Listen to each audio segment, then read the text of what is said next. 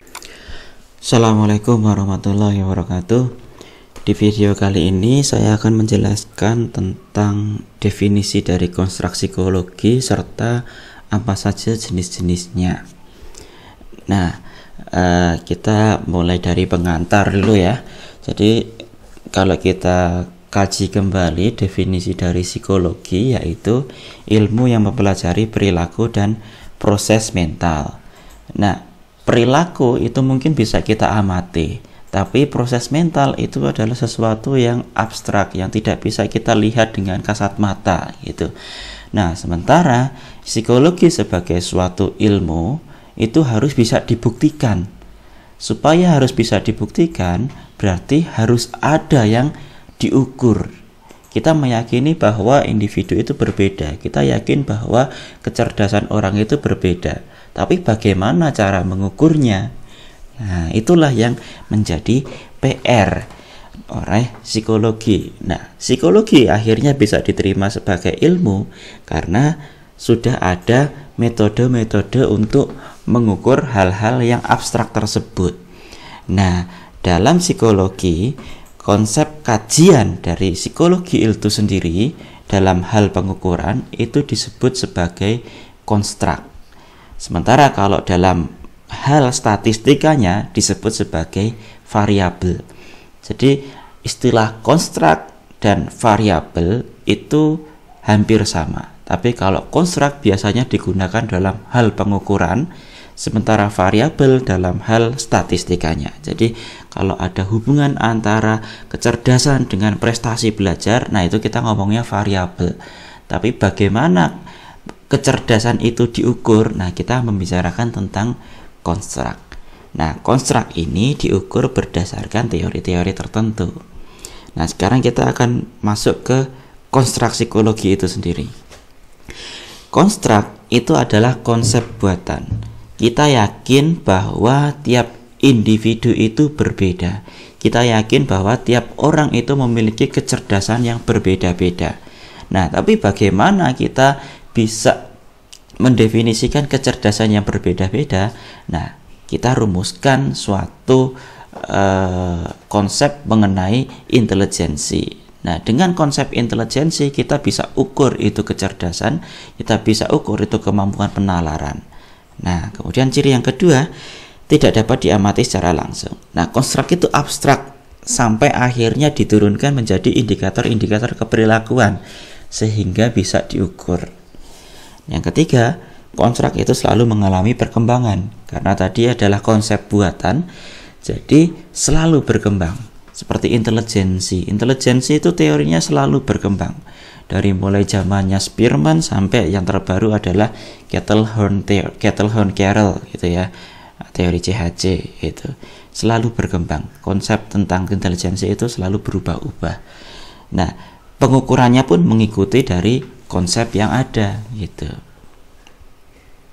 Nah, peta konstruk psikologi secara umum seperti ini.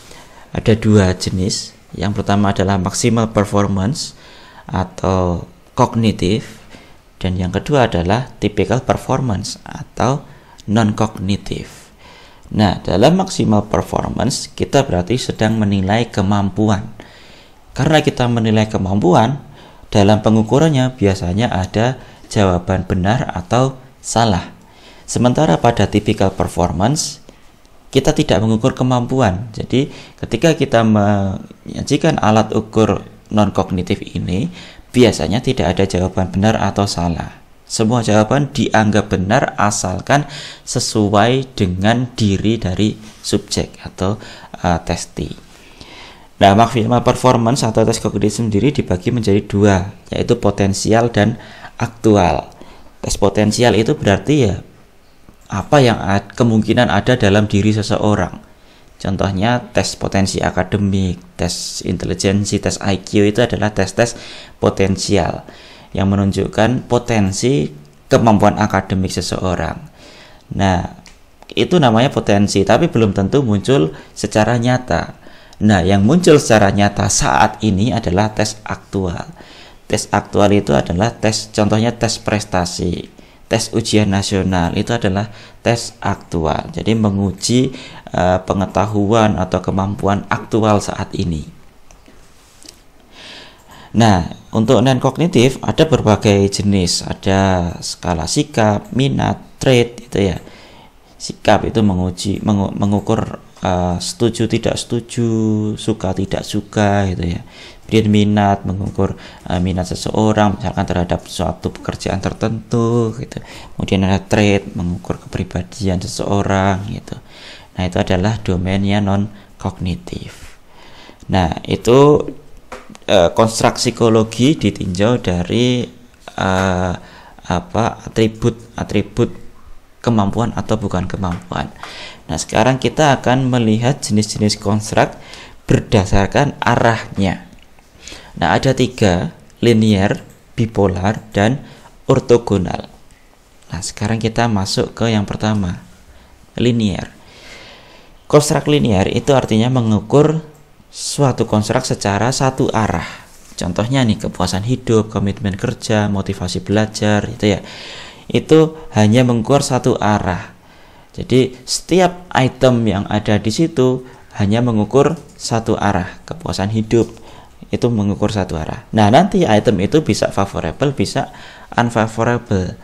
Misalkan item favorable untuk mengukur kepuasan hidup, saya puas dengan apa yang saya miliki saat ini gitu. Atau unfavorable, saya merasa saya masih memiliki banyak kekurangan. Nah, itu adalah item-item favorable. Tapi 2 item tersebut mengukur satu hal yang sama, yaitu kepuasan hidup. Cuman kalau yang unfavorable, scoringnya dibalik gitu.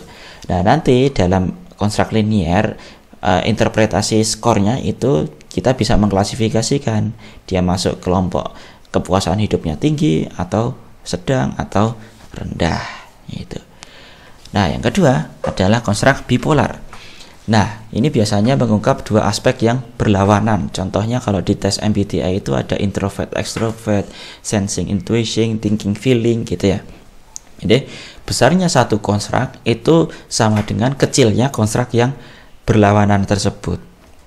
Nah, interpretasinya nanti biasanya pada klasifikasi. Jadi kalau tadi linear tadi diskor masuk kelompok tinggi, sedang atau rendah, kalau bipolar ini biasanya diklasifikasikan. Jadi si A ini masuk apa? Introvert atau extrovert gitu. Seperti di MBTI ini. Nah, kemudian ada yang konstruk ortogonal. Nah, kalau ini dalam satu alat ukur itu mengukur hal yang beda-beda. Misalkan di Kuder RMIB itu kan mengukur minat ya. Minat yang berbeda-beda. Jadi tidak ada skor total untuk satu alat tes tersebut. Atau contoh lainnya itu ada pola asuh gitu ya. Pola asuh kalau di psikologi kita mengenal ada demokratis, ada otoritarian, ada permisif gitu ya. Nah, itu tidak bisa diskor secara total gitu. Nah, kita hanya bisa men-skor per tipe tadi. Demokratis diskor sendiri, otoritarian diskor sendiri, permisif diskor sendiri. Nah, kita bisa melihat kecenderungannya lebih tinggi yang mana gitu ya. Tapi tidak bisa diskor tiga-tiganya itu. Kalau tiga-tiganya diskor maknanya jadi nggak jelas. Pola asuh yang dimaksud itu apa gitu. Sama seperti tes RMIB. Kalau diskor keseluruhan minatnya tinggi, ya minat apa yang tinggi? Jadi nggak jelas gitu. Jadi tidak ada skor akhir untuk alat ukur ini. Yang ada adalah skor untuk masing-masing aspek atau dimensi.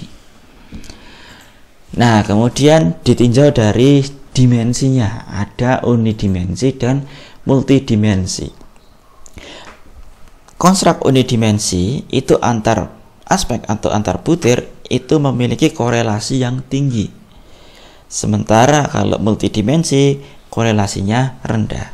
Artinya apa? Kalau multidimensi antar satu dimensi dengan dimensi yang lain itu memiliki keunikan tersendiri atau memiliki independensi masing-masing gitu.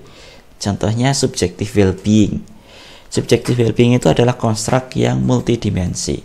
Antara dimensi kepuasan hidup, positif affect dan negatif affect itu memiliki karakteristik masing-masing. Jadi belum tentu yang kepuasan hidupnya tinggi itu afek positif afeknya juga tinggi, belum tentu. Nah, itu adalah contoh konstruk yang multidimensi. Kemudian kalau unidimensi, kalau dianalisis faktor itu akan menghasilkan faktor tunggal atau satu faktor yang dominan. Sementara kalau itu konstruk multidimensi, kalau dianalisis faktor akan menghasilkan faktor yang majemuk yang masing-masing memiliki anggota yang hampir setara. Nah, untuk apa kita tahu unidimensi multidimensi ini? Pertama terkait dengan scoringnya tadi. Kalau ini adalah konstruk multidimensi, scoringnya dilakukan per dimensi. Kalau kalau multidimensi per dimensi. Sementara kalau unidimensi dilakukan secara keseluruhan. Nah, juga terkait dengan analisis itemnya. Biasanya kalau multidimensi, analisis item dilaksanakan hanya pada masing-masing dimensi.